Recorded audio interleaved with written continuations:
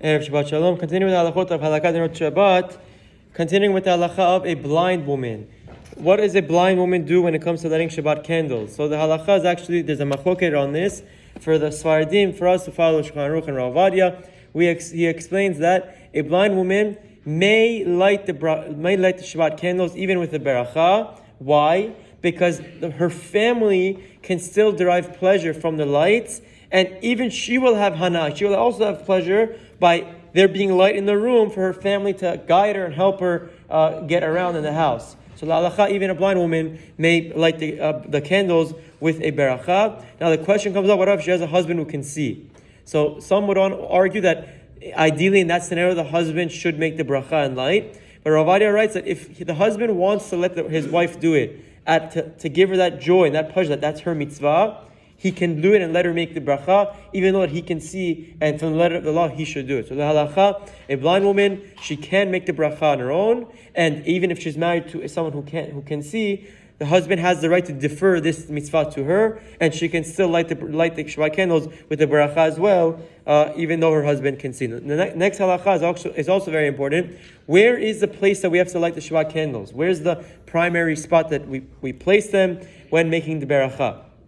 So the halacha explains that in our dining room and anywhere else that we're going to use, any other room in the house that we're going to use on Shabbat, there is an obligation for there to be light. Why? We've explained earlier, we'll repeat it again. The idea behind Shabbat candles is to have light all over the house, so we have shalom bayit. So there's calm and camaraderie in the house. You don't want it to be dark and you stub your toe on the chair or on the table or on something else. When there's light in the room, there's less tension, there's less anger, there's more camaraderie, and there's more shalom bayit. So that's the rule, the principle behind it. So the halacha explains that any room you're going to go in, if it's the basement, okay, the basement also, if it's upstairs, any room that you might be in on Shabbat must have light be lit before Shabbat. Now, halacha explains, okay, that's nice, but we only make one beracha as Sfaradim.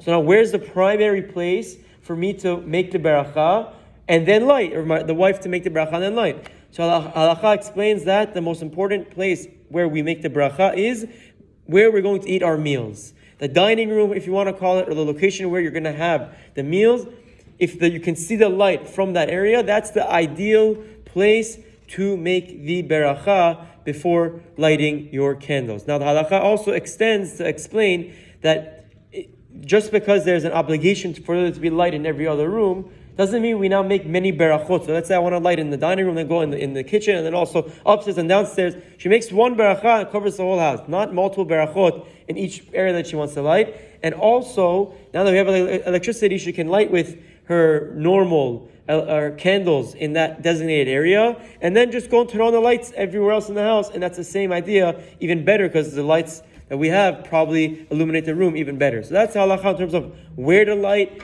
and where's the primary place. Ideally, the dining room where you're going to have the meals, but with our electricity, she can make the bracha in that area, and with the light switches that we have, can make sure to give light to every other room that you'll be in on Shabbat and fulfill that halacha that every room should have light. Shabbat shalom, have a wonderful day.